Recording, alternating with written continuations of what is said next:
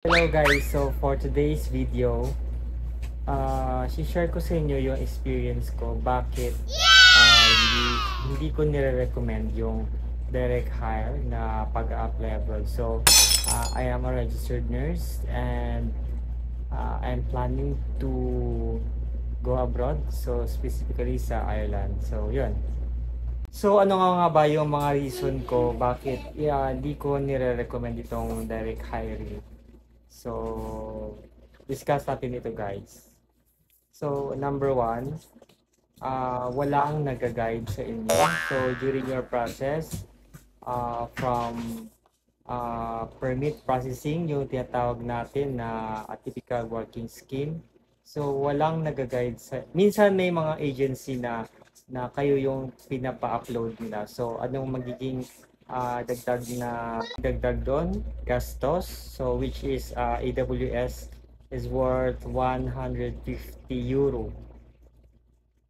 And then, yung struggle mo pa kasi masyadong mahigpit yung Department of Justice sa pag-approve ng AWS.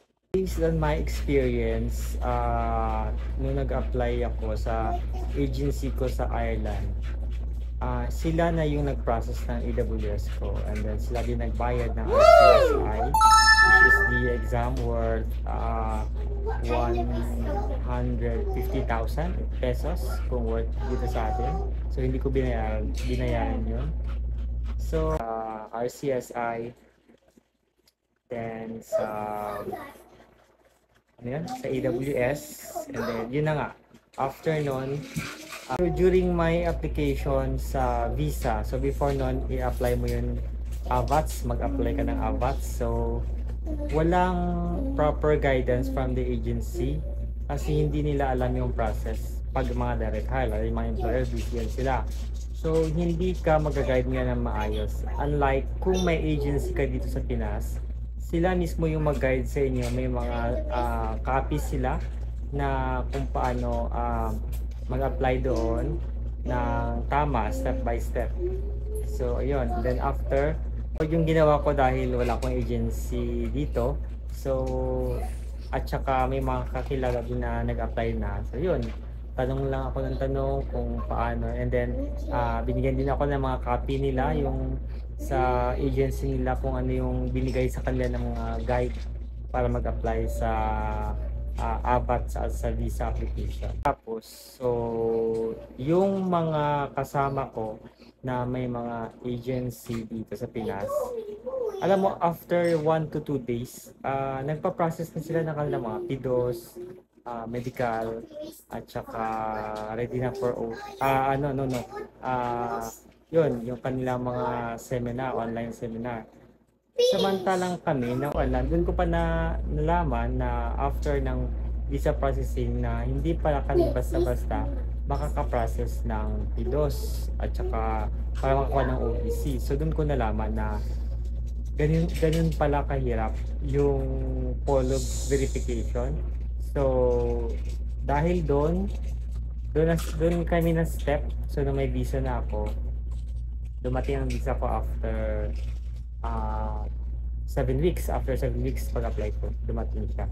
Then doon nag-start din kami inquire sa BMW. So yung PUA dati sa BMW na ngayon. So nag-inquire kami kung paano yung process kasi wala akong agency dito. So doon ko nalaman na yung polo verification. So yun, in-inform ko yung agency ko sa Ireland na ganito, ganyan. Kailangan natin yung applyan yung polo verification sa UK, London, kasi yun ang available na polo na malapit sa Ireland. So yun, 3 weeks pala, after 3 weeks pala ako naman, hanggang 4th week na wala pa rin nangyayari. So nagtaka na ako bakit wala silang ginagawa. So yun, kasi malapit na ma-expire din yung mga permit ko at saka visa. So tinanong ko yung yung agency, kasi sila din mismo naghihintay sa employer. So later on may meeting sila, ganun, meeting sila. Then later on feedback na sa akin, ganun.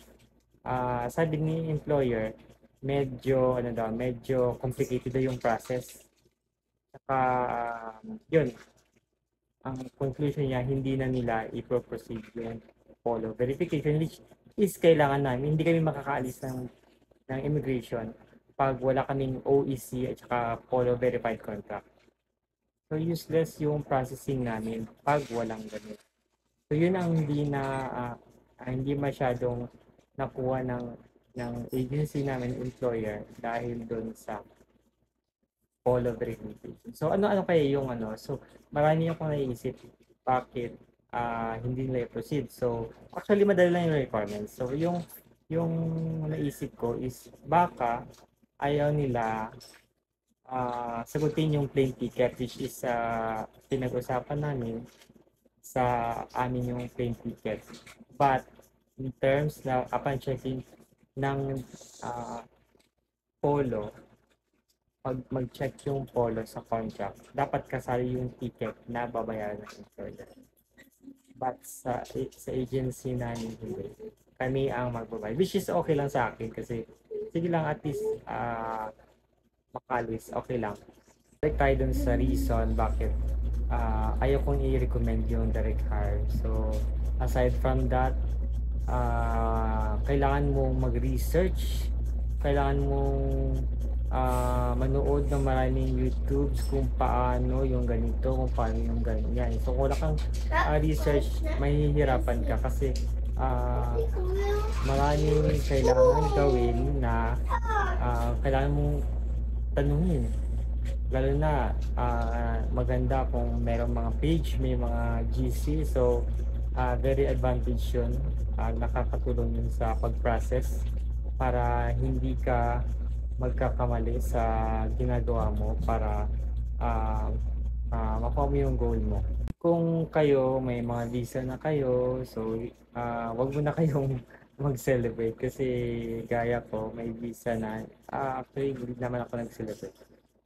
Alam ko na parang alangan ito yung OEC ko, kaya hinintay ko yung OEC ko kung darating talaga. So, but sad to say, hindi dumating. Kaya kayo, pag may visa, wag mo na mag-celebrate. Mag-celebrate lang siguro kayo pag nandun na kayo mismo sa lugar na kung saan ang target niya. Ako naman, hindi ko naman discourage na mag-direct hire kasi may mga direct hire naman na successful. Like for example, galing silang Saudi or Dubai or other countries aside from Philippines na aggressive yung kanilang employer mag-process. Meron din naman galing dito sa Pinas na mga direct hire na yun, sabi ko yung mga employer na willing mag-process ng polo verification kasi medyo time consuming kung sa kanila yun eh. Then kung may employer na willing mag-process, so yun, hindi magiging useless yung pagda-direct hire. Kwento ko lang kasi sa GC namin may mga kasama ko. So, kanya-kanya kaming situation. May isa na yung situation niya, may visa na siya. Tapos, doon na sila sa OEC or sa polo verification part. Biglang sinabi sa kanya na hindi din i-proceed ng employer yung kanyang polo verification. So, ibang agency yun ha. Ibang employer, hindi kami magkasama. Pero isang GC lang kami kasi meron kaming GC ginawa para din sa mga nagda-direct hire sa airline. Tapos ngayon, meron naman ako nabalitaan yung isang kasama namin, may visa na din siya, direct hire din. So, ang gagawin daw ng agency, pag good to go na siya, i-endorse pa lang siya dito sa agency sa Pinas. So, pero parang semi-direct hire yun kasi hindi pa siya pinasa dito sa agency. But, nung nalaman ng agency sa Ireland na medyo delayed yung visa niya, pinold siya. So, malaking problema yun kasi mag-i-expire din yung decision letter at saka mga English exam. So, hindi pwede yung ganun dapat kasi napaka-unfair sa part namin na i-hold lang kami sa mga walang masyadong rason. At saka hindi nila naiintindihan yung struggle ng mga applicant dito. So, isa sa mga kasama namin, isa successful, nag-message siya sa akin last time na, "Sir, Kasi June 7 na expire yung visa. Sir, June 5 papunta na siyang Ireland. So, nag-update kami kung kumusta yung journey niya. So, nakahabol siya. Nakahabol siya ng process niya. Which is, 2 weeks lang pala ipaprocess yung polo verification. Day na naman pala. Yung sa employer namin, tamad sila. Tsaka, ah, complicated daw. Parang hindi sila willing i-process kami. So, pero yung isang kasama namin na ibang agency, ibang employer, successful siya ngayon, nandun na siya sa Ireland. So yun nga sabi ko, kanya-kanya tayo ng diskarte, kanya-kanya ng kumbaga kapalaran. So kung ganito yung kapalaran namin, it's a lesson learned na lang to sa amin na experience.